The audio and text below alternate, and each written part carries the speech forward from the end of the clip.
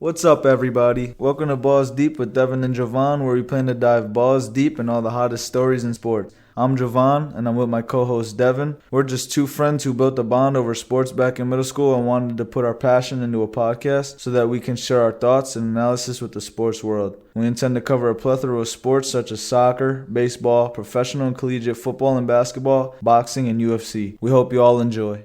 Considering that we had so much content to cover and how excited we were to get our podcast started, we've decided to premiere our podcast with 2 episodes. In our first episode, we'll be talking about the first 4 episodes of The Last Dance Michael Jordan Bulls documentary, followed by NFL trades that happened before and during the 2020 NFL Draft. In our second episode, we'll dive into the NFL Draft and tell you all a few things that surprised us, our favorite picks, biggest steals, reaches, and sleepers, along with determining the winners and losers of the draft. Are we ready?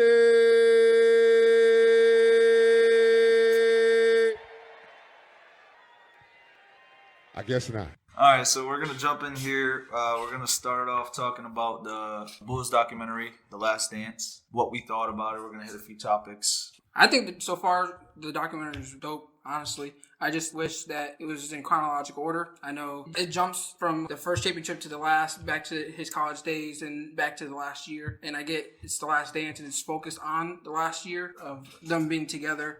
However, I just wish it was in chronological order for the average viewer or kids that want to watch the documentary to learn more about the Chicago Bulls and Michael Jordan. Just to learn more, it would be easier for them to follow if it was chronological.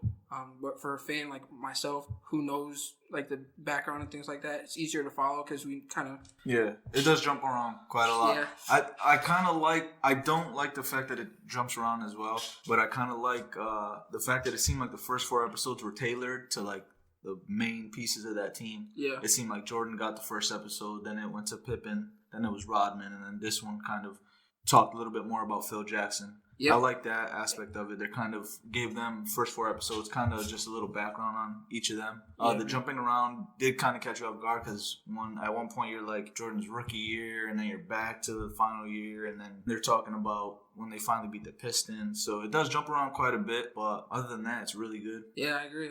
In the words of Vince McMahon, this is some good shit.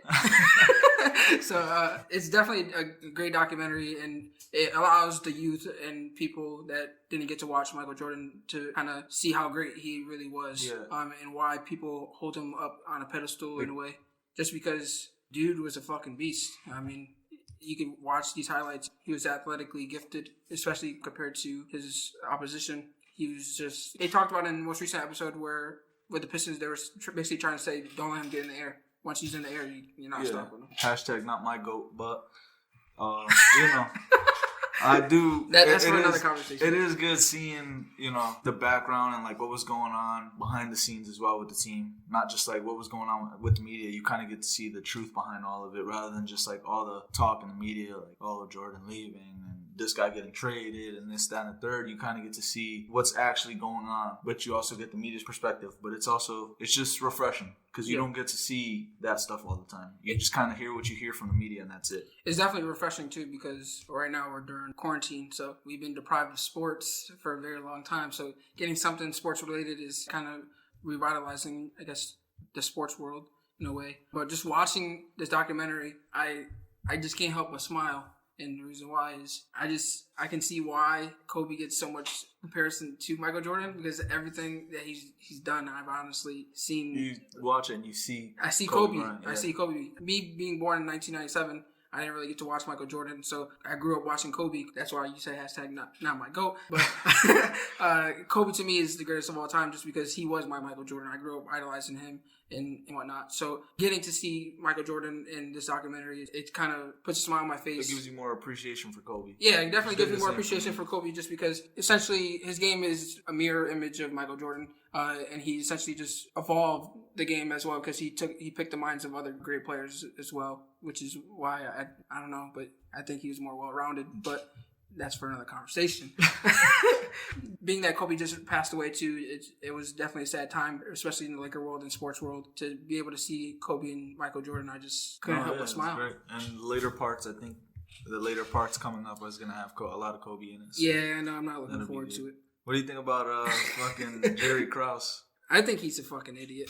I mean, I think he's a genius in putting everything together just because he was the mastermind behind drafting Jordan. He was just a bit of an egomaniac. Yeah, he just kind of wanted a lot more credit than he was receiving, which is fair. But at the same time, you gotta keep what's working. He deserves his credit. He put everything together. Like I said, he drafted Jordan. He brought Pippen in. He was able to change the franchise around because at one point it was bad. They were getting outsold by I think an indoor soccer team or something like that.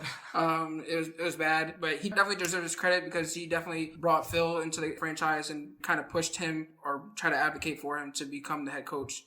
And eventually it did, and everything turned around. Yeah. He definitely deserves his credit, but I say he's more of an idiot towards the end, the second three-peat, just because he was trying to break it up sooner rather than later. Yeah, it was still working. Yeah, it was still working. So it's not working. Exactly. Like Jordan said, you have to lose it. Before you break everything up, you gotta give yourself the opportunity to continue on winning. You can't just kind of give up your winning ways. You gotta go with what's working. Yeah, I agree. I mean, let's say they lost the championship and he wanted to break it up, then I think that would have been fine. Just because it just goes to show that they can be beaten. But if you've already won 3 championships on the first three-peat and you just finished winning your second in a row and your 5th overall, why break it up? I mean, you're winning. Don't what's the saying? If it ain't broke, don't fix it. If it ain't broke, don't fix it. Yeah. So I think the thought process in wanting to trade Pippen was stupid. I feel like Pippen has always been undervalued because of how great Michael Jordan was, which he was. So I don't want to discredit him either. But to see how much he was getting paid in the contract, and then the fact that he was trying to get a new deal, but they didn't want to pay him. Yeah. But they were admitting that he was the second best player in the league at the time. Yeah. It's pretty fucked up in my mind. Yeah.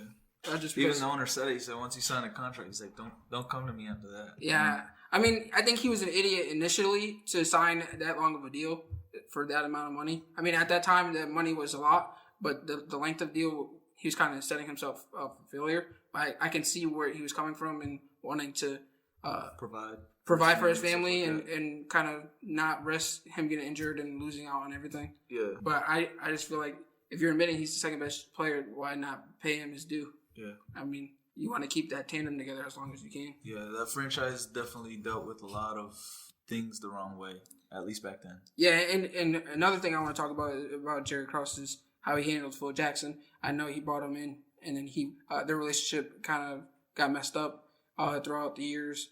But that last year where they signed him to that 1-year deal, and he basically went to his office, and Krause told him, this is your last year in Chicago. I don't care if you go 82-0 or whatever. I mean, that's pretty stupid if you ask me. If you go 82-0 and you win a championship, why not bring him back? I think it just basically boils down to the fact that Krause was just like an egomaniac. I mean, he kind of felt like he built that team. Obviously, like the players are the most important part of that process, but he built that team, and in a way, he felt like Phil Jackson was kind of getting more credit for what that team was doing rather than himself getting the credit. At least that's the way I kind of saw it. And I get what he was saying like he said something along the lines like no player wins championships or no coaches win championships. Organizations win championships. Organizations win. And I get what he was saying. I mean, the initial thought about what he said is stupid, just because you can tell he was trying to take credit for it. But when he went back and tried to explain himself again, he just means it takes all units to win a championship. But then I agree with Michael Jordan saying, yeah, it takes everyone to win a championship, but it's the players that matter the most. Obviously, he tried to backtrack on it, but everybody kind of knew it was clearly a shot at Michael Jordan. Yeah, I agree. I mean, I don't blame Michael Jordan and Pippen for picking at him either. I'm talking about giving them all the short jokes, saying, "Oh, Krause, you coming to practice with us?" They were a bit ruthless. He goes, "Yeah," and he was like, "Oh, I guess we gotta have to lower the hoop then." Jordan was like, "Oh, you take those pills for your diet or for your height?" I mean, I feel like it's all fun and games, but there was some truth behind what they were saying. But it was, and back to Krause too, is like when they were trying to tank. I think it was Michael Jordan's rookie year where he got hurt, or his second year he got hurt, and they were trying to go into the playoffs, making a push. And he made a return, but they limited him to 7 minutes per half. Yeah. And it was like they needed to win the game to make the playoffs. And they were like, don't let him go any seconds over his time limit or you're going to get fired. They told that to the coach. and it was like 30 seconds left or 15 seconds left. His time was up, and they didn't want to let him in. And it was a 1-point game, and if they win, they make the playoffs. Michael Jordan pushed to get in, but it didn't work. And then when they did happen to win, they locked him out of the locker room after the game. They didn't want to let him in and to celebrate. It's understandable, though, because it was only his second year. I mean, he was already a great player. It's basically your entire franchise. I mean, if he gets injured, even if it's 30 seconds, if he gets injured, I mean, they said it, like his career is practically over. I agree with the organization's thought process in protecting their franchise. 7 minutes is nothing. But I get where Jordan's coming from, too, from a competitive standpoint. Feeling like they were giving up and just wanting to they're basically tanking to get a higher pick. But my thing is, you're on the cusp of making the playoffs. It's 15 to 30 seconds left. Why not just let him play the rest of the game? And if you lose, then you lose. You get what you wanted. But if you win, then your franchise player is happy, and you go about your day. I think that situation was just handled poorly, and that's how the relationship was built off of, and that's kind of what led to Michael Jordan kind of busting his balls all the time. Yeah, the relationship went sour real fast. Yeah. But if we want to talk about the recent episodes, Dennis Rodman is 1, a savage, and 2, a genius. Dennis Rodman is... There's like no word to describe what Dennis Rodman is. Dennis Rodman is Dennis Rodman. He's just a weird dude. Oh, for sure. But, like, I don't know. There's, I hate to say weird because there's really no normal, but he's just, like, exceeds all, like, he's just himself. It's kind of good. It's great to see, kind of get a little bit of background on him. Yeah. I know they have a doc on ESPN about just Dennis Rodman, which I'd love to watch at some point. But that whole Vegas thing, and then... Carmen Electra telling the story about when Jordan knocked on the door and she was hiding because she was like all naked, basically. That whole thing was... Yeah. I mean, Dennis Rodman, it was great seeing how he evolved from when he was with the Bad Boy Pistons to going to the Bulls. He was basically saying he became his own person once he left Detroit. Yeah. He never wanted to leave Detroit. He loved Detroit. But when he got traded to the Spurs, he just was like, fuck everybody. I'm going to be me. And he just... evolved into the Dennis Rodman that we know today. It was definitely dope to see because, like, you see Dennis Rodman for what he is when you first look at him, and you kind of hear stuff about him, and you see like him going to Vegas and doing that, and like obviously they give him 48 hours and he like exceeded that, but then he comes back and he's just immediately ready. Yeah, I mean, like more ready than anybody was. Everybody else didn't want to. Like Jordan was saying, he didn't feel like he wanted to run around the gym to make up for where Dennis Rodman was lacking, and turns out he was in better shape than everybody. Yeah, he was basically telling everyone to jog and slow down and just take it easy. And then next thing you know, fucking Dennis Rodman flew and they had to do like 4 laps just to catch up to him. Indian runs are no joke. I definitely can relate to those, but it was just crazy to see how freakishly athletic he was, and it allows you to appreciate who he is. He definitely gets a bad rep in the media just because of his image and how he comes at first, like just the way he looks. But you could just see and appreciate his game more, but like how smart he is and what he meant to that team. Just him breaking down how to rebound. Oh, that was insane, bro. He was talking about seeing where the ball bounces off the rim and everything. Like that for me, that's more chance than anything. It's just like if it bounces, it bounces. Like how the but he was talking about how he was calculating everything. He was talking about how Larry Bird's shot has a spin on it. Magic's may spin. Jordan spins a certain way. He was just breaking down the physics and geometry and angles of how the ball bounces off the rim. And he basically said he'd tell a friend to come to the gym with him and just shoot it from there, and basically just calculating on where he has to be when certain players are shooting. It was just, he's just a genius. And, he's really smart. But with the Vegas trip, I found it fucking hilarious that he was slacking basically, and then Jordan basically was like, hey, I need you to do more. And he was a model citizen. And then when Pippen came back, he was like, I need a fucking vacation.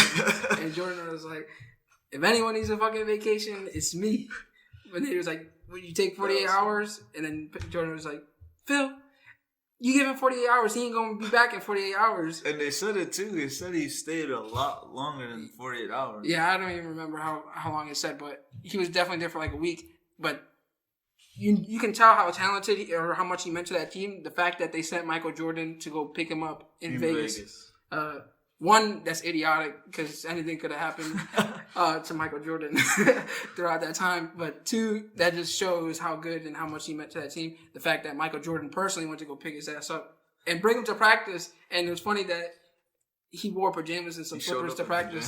And Phil was telling him to do certain things. And Michael was like, don't push it now, Phil. He's like, you're asking too much. You're asking too much. Just be glad he made it here. So that in itself, too, just shows that, well, appreciation for Phil, too, because he was more reasonable as a coach. And you could tell, like, what he had to do to kind of balance all the personalities that were on that team. Yeah, he did really well. Because Rodman said no one really understood him as much as Phil. Phil kind of bonded with him over, like, Native American things, like the culture and the history, and that's how he built his relationship, and he viewed him differently than anyone else did. And then the triangle offense was something that broke basketball essentially. Yeah. I learned to appreciate it just with Phil's time with the Lakers and Kobe and Shaq, and then Kobe and Gasol and those eras. But just to see how it all started in Chicago was pretty cool. Yeah, no, definitely. Overall, like we said in the beginning, the docs are great. I can't wait for the rest of the 6 episodes and to have some more conversations about it. Yeah, they're great. I just wish it was chronological for the average viewer. I'm looking forward to the next 6 episodes just because so far so good. I know next week's episodes, Kobe's going to be in it, so it's going to pull some heartstrings. I might have to hold back some tears. I'm not gonna lie. Drop a few tears. Yeah, some gangster tears. You know, for my boy Kobe, R.I.P. But that's that, and on to the NFL. So now we're just gonna talk about some of the trades that went on in the NFL, either before or during the NFL draft. I know a few of them are like the Gronkowski trade, Trent Williams, Matt Breida, and Marquise Goodwin. What were your initial thoughts on, let's say, the Gronk trade? What were your initial thoughts? I thought it's just weird how things like always seem to work out in that way. I can't say that it was unexpected. It seems like Brady and Gronk were both kind of done over in New England. It seemed like Belichick was kind of pushing players out in a way. I don't think that players really like his attitude. And the Patriots have that Patriot way where everybody seems replaceable. I don't think that Gronk and Brady appreciated that as their careers prolonged in New England.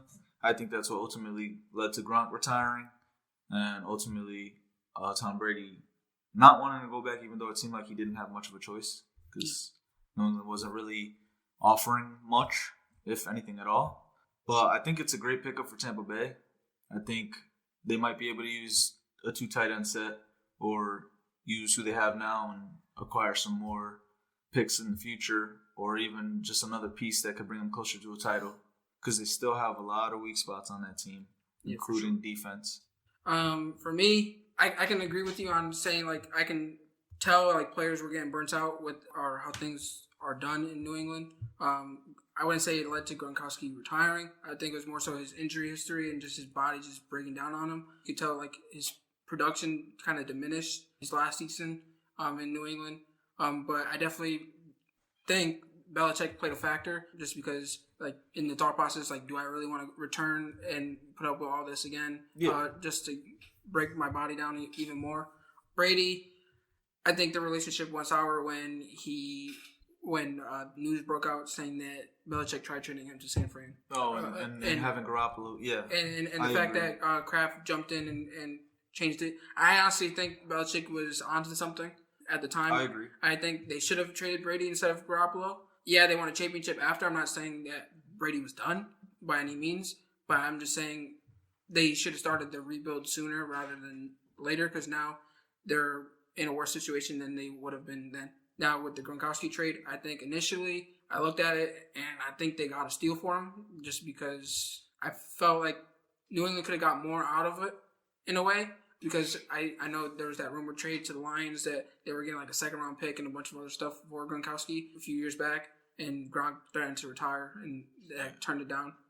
But now that I've thought about it, I honestly think New England won the trade. Just initially, Bucs are in win-now mode, and it's pretty obvious. Yeah. And I just think with the trade, you don't really know what Gronkowski you're going to get, because he sat out a year, which is beneficial to his body, but you don't really know where the production aspect is going to go. Tampa didn't really need him.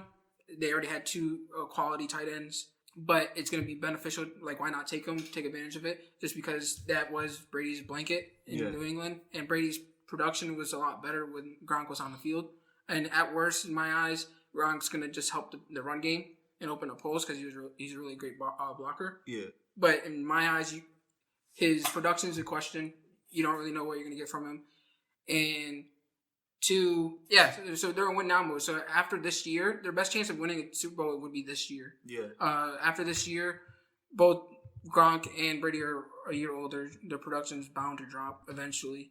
So if they don't win a championship now or this year, it's kind of more in favor for New England. And for me, the reason why I said New England won the trade. Winning the trade? Yeah, but the reason why I say they won the trade, though, he was retired, and if he would have unretired without kind of putting out his opinion on, like, about returning, about him, or the statements of him returning and only playing for Tampa, if he didn't put that out and he just unretired, that his contract would have went against their books, and they had already had less than $10 million in cap space on their books, and he would have went over that and put them in basically a cap situation where they would have to trade him anyway.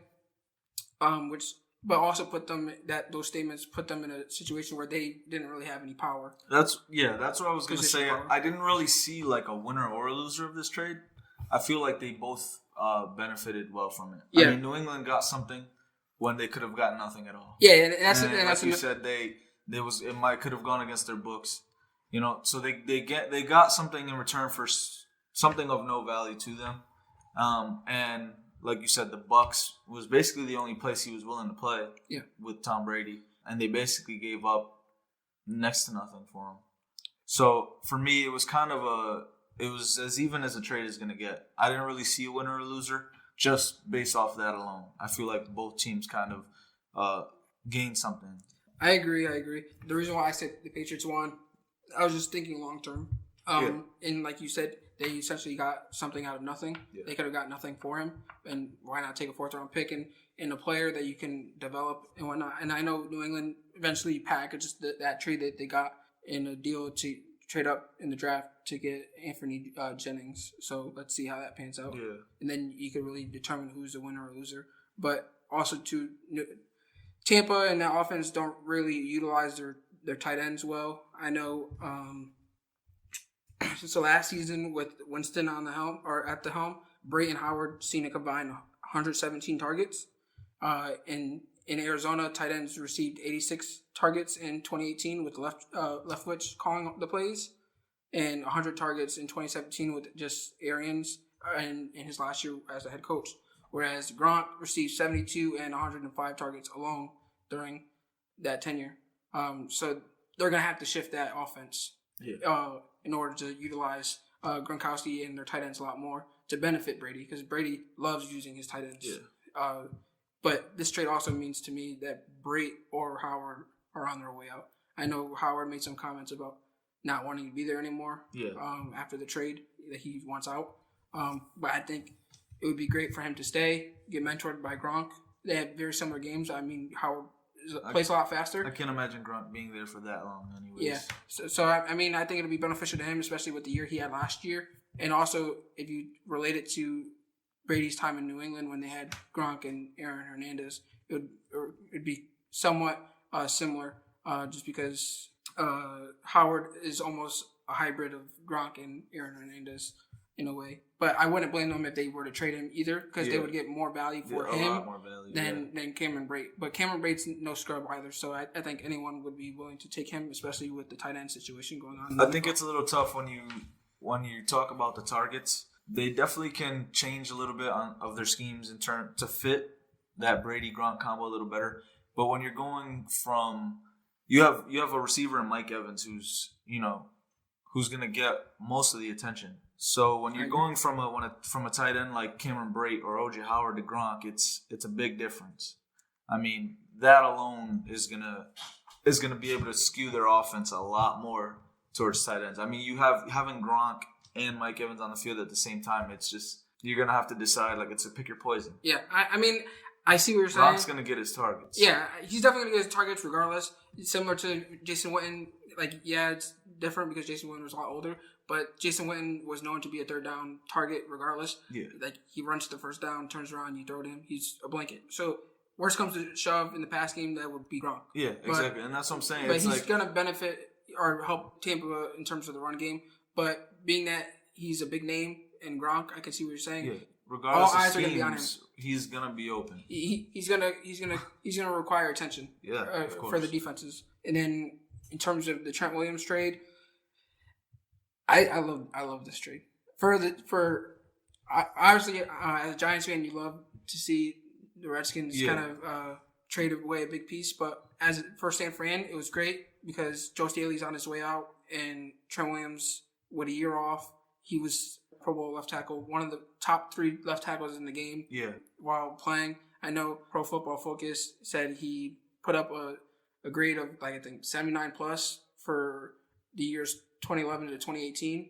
I just think one of the powerhouses in the NFC and in the NFL just got better, honestly. Yeah. I mean, they were really busy this draft. I mean, just in terms of trading away Breida. And then obviously the trade for left tackle out of Washington, Trent Williams. This team was already really good, and it just seems like they got so much better on paper over the last week. I don't know how much better it's going to actually show when it comes to the game, but obviously when you get a piece like Williams, your left tackle is going to be solidified for a little while. And like you said, with Staley retiring, it's perfect time. Yeah.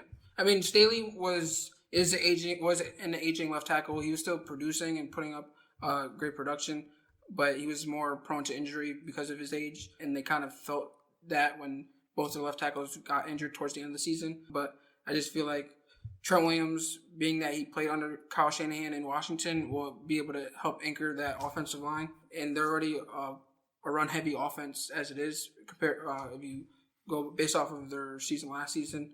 And Trent Williams is a great run blocker. I just feel like their run game is just going to get better. And they got him for a bargain. They got him for a 5th-round pick this year. Washington had really no choice. Yeah, which resulted in left tackle. Washington ended up picking an offensive tackle from LSU, but who knows how that pans out? Just because he had off the field issues, and a 3rd-round pick next year. That was, I mean, if Washington wasn't a division rival, I would hope the Giants would have made that offer. No, I agree.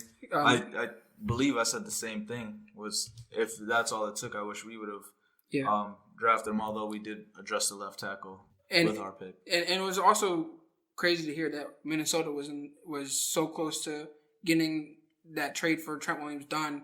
But what took it off the table was them drafting offensive tackle themselves. And they got the guy out of Boise State.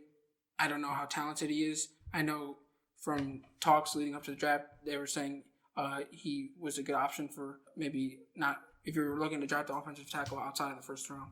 But he's no Trent Williams. So I think. No, yeah. I think that's where Minnesota messed up. I think if I was Minnesota, I would have definitely did that trade. Especially, it was a steal. Especially with their offensive line and how bad it is. Yeah. I mean, they could have definitely used someone of his caliber. And then, talking about 49ers, they traded Matt Breida away. It was Matt Breida for the number 153rd pick.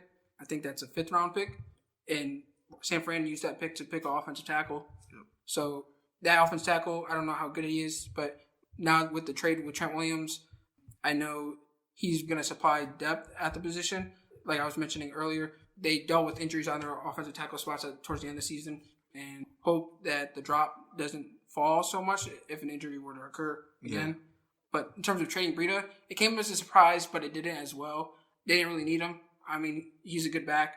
It was a good pick for Miami. I think what Miami's doing is incredible. Yeah. I like their whole everything that they did during the draft. That trade happened during the draft, and I think Miami they really bolstered up on their O-line and D-line.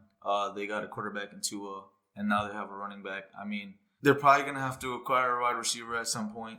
Yeah, I mean, they have Devontae Parker already. Yeah, but once they get another solid wide receiver and get a few defensive pieces, that team's really going to be good, especially in a division like the AFC East that's kind of almost wide open now with the Patriots.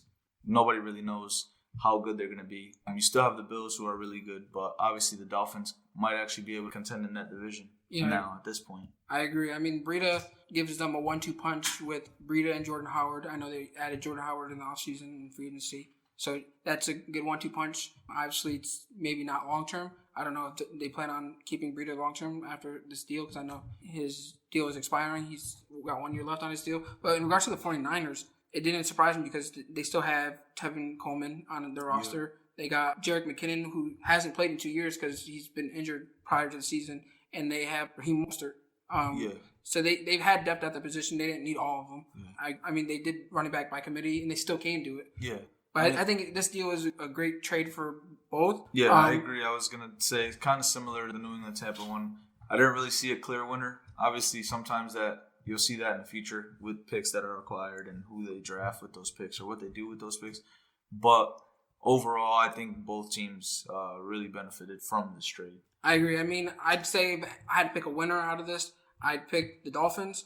San Fran, I get what they were doing, and they're trying to get cap flexibility financially because he's on an expiring deal, get something out of nothing in a way, and they probably weren't going to pay him. Also acquiring Trent Williams and most likely having to pay him or restructure his deal. They need to open up cap space for that. But for the Dolphins, just getting him for that price tag and basically getting a 1 year rental and seeing if he's a fit long term and be able to decide on if you want to sign him long term after that. I think that's why I say that they won the trade. And then Marquise Goodwin, the Eagles acquired him for basically they just swapped 6th round picks with San Fran. So San Fran basically traded up in the 6th round by swapping picks, and the Eagles got Goodwin in return. Again, this was San Fran unloading a heavy contract on their roster, while the Eagles were acquiring a player in a position of need. Their receiver corps last year was terrible. Something about putting on the Eagles jersey that just makes you not able to catch anymore. I mean, I love Goodwin as a player. He's a speedster, obviously. I think it was a bargain for what Philly got for him in terms of just swapping the picks. But I think taking on his contract going to hurt them long term. I don't see him staying on the team for much longer after the season. It was a good trade in terms of getting talent, but the fact that this happened after day one and they drafted Jalen Reagor first round instead of drafting Justin Jefferson, which I felt like would have been better. But Reagor, I guess, fits their system a lot more, and he's another speedster as well. Yeah. I mean, just with everything that they did throughout the draft and with this trade, their receiver corps got one better and faster. But for me, I just feel like all the receivers now are the same. Is Reagor, Goodwin, and Deshaun Jackson are all fast and will take the top off of defenses. So, I mean, as a defense, it's going to be hard to guard all of them. But when it comes to risk, they're going to probably all be on the injury reserve or the injury report with hamstring injuries. So Deshaun Jackson, mark him up week 1. But honestly, if I had to say anyone won this trade, I'd say the Eagles won this trade because I know they used that pick in terms of the 6th round pick. They used the offensive tackle, Prince Tega Wanogo, out of Auburn. He's more of a developmental talent at offensive tackle, but I know with losing Jason Peters, they can use depth at the position too. And that was a bargain too because he was projected to go a lot higher. And then San Fran just used a tight end on Charlie Warner. He's from Georgia, but I wouldn't expect much out of him. Especially, that's kind of why they got him so late. But the Eagles definitely won this trade in terms of getting offensive tackle and Goodwin. But financially, it's going to hurt them long term. And he probably won't produce as much as they're hoping because he's going to probably get injured. We'll see. The Eagles... Eagles are sketchy. I mean, as a Giants fan, I mean, I don't want to wish injury on nobody, but I mean, an injury like that would benefit us. But I'm not expecting us to be in playoff contention this season, at least. But Goodwin, I like him as a player, but it just sucks that he has to go to the Eagles because now we have to play him, and obviously I'm not going to root for him. I'm going to be rooting against it. But which of these trades do you feel like is going to have the biggest impact you can say long term, short term, doesn't really matter, but which one do you think will have the bigger impact? Or you could say immediate impact. It depends. For me, it's between either Williams or Gronk. It's tough because, like you said, the Bucs are in win now mode, and Gronk is definitely a good piece to start with if you want to win now. But if they don't, it didn't really pan out well for them. And so I think Williams is overall the best pick here. Long term, he's a great left tackle. Like you said, Staley's retiring. They're going to have a left tackle for years to come, as long as, they make the cap space work. So overall, I think they have the best trade or the best profit, the best acquisition through all the trades. At least long term, big picture. Okay. So for me, I say the trade that has the biggest impact would have to be the Williams trade. For me, it was really between Williams and Breida. Like I said before, Breida is more of 1 year rental, but you get to see what he can do as the lead back and see if you want to invest more years and money into him. But I'd say Williams just because the 49ers just finished going to the Super Bowl. And if they're not going to lose any production in terms of the offensive line, because Staley and Williams are pretty hand in hand in terms of production. Yeah. But if anything, they got better because Williams is younger. Yeah, and they're going to be very good for a very long time. Or not very long time, but for the coming years, they'll be pretty good. For a while. Yeah, for a while, they'll be pretty good. So I just say Williams will have the bigger impact immediately and long term. So I just feel like, especially for the price that they got, you can't really beat getting a Pro Bowl left tackle of his caliber. That's all we have for you today. We want to thank you for tuning in. We'd appreciate it if you could like, follow, and subscribe to us on all social media platforms. We're on Facebook, Twitter, Instagram, and YouTube. We will definitely be coming out with more content soon. Hopefully this quarantine can come to an end so we can have a bit more sports to talk about with you all. Thank you again, and see you next time. Oh, fuck.